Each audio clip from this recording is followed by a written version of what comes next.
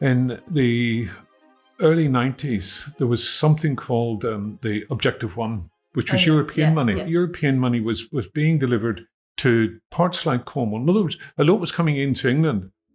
It wasn't coming into England. It was coming into the poorest parts of England. Yeah. So Cornwall had every right to expect some money, and it got the money. And then the county, which is looking after it, because this was millions and millions of pounds. And then the idea of saying that we want to become a university, and that's how long. I mean, you're sitting in a university now.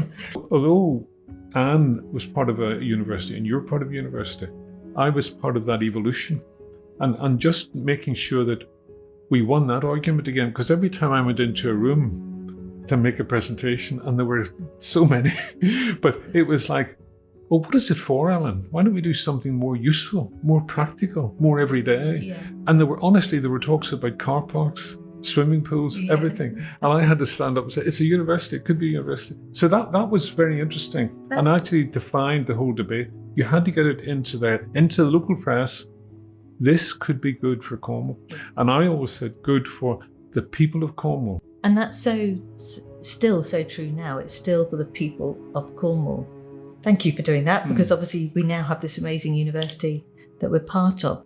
But obviously that also led to the development away from not just the Falmouth site, but then also the Penryn site. Honestly, I mean, we would sit in the next building and in Kerrisween as well. And it was sitting with the board.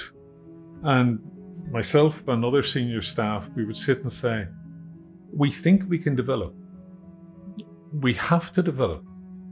But we can't develop on this site. Honestly, of all the decisions, that was probably the boldest, the riskiest decision I've ever been involved in.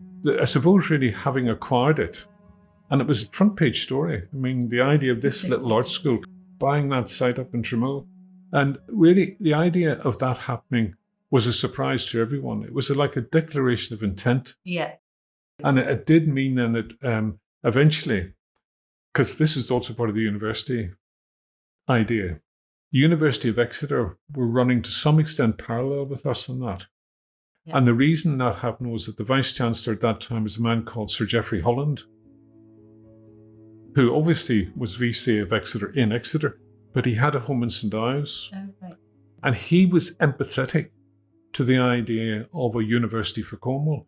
And although people talk about me and others that played their part, Geoffrey Holland, because he was so well connected with Whitehall, he was before he became Vice-Chancellor of Exeter, he was a very high-level civil servant, very well regarded and very well connected.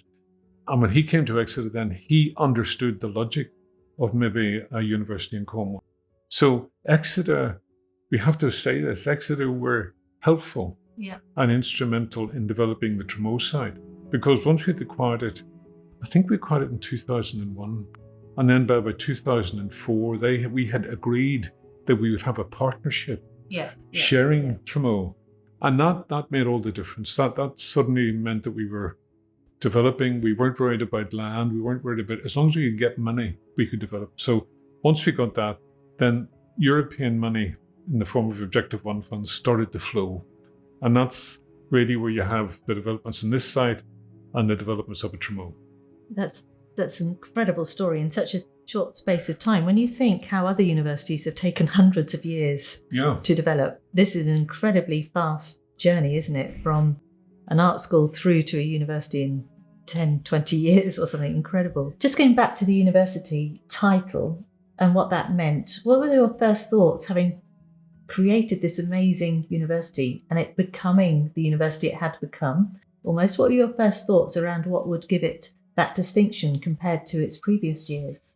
I suppose really when we took on Dartington, that was the start of the journey of effectively going wider. Yeah. And so there's the two things about getting bigger, but also becoming slightly more diverse and more ambitious in your subject range. I got a phone call one day, and I remember putting the phone down, and I said to my PA, my God, that was a big day. Because it was like, would you like to come and talk about the idea of merging? They recognized, and I recognized that they're different. I mean, it's great history. Good, history, great history, and it's very important to say that and respect that. And so it was a bit of performance, music, fine art, and in cultural terms, they were different from us, and you had to allow that difference to feed through. I'm very proud of the fact that we handled that merger well. I think, I really think, and I think you're the one that can say now what they're doing now, but I think that was a thing that was very positive, and I think it's very, very good for Cornwall.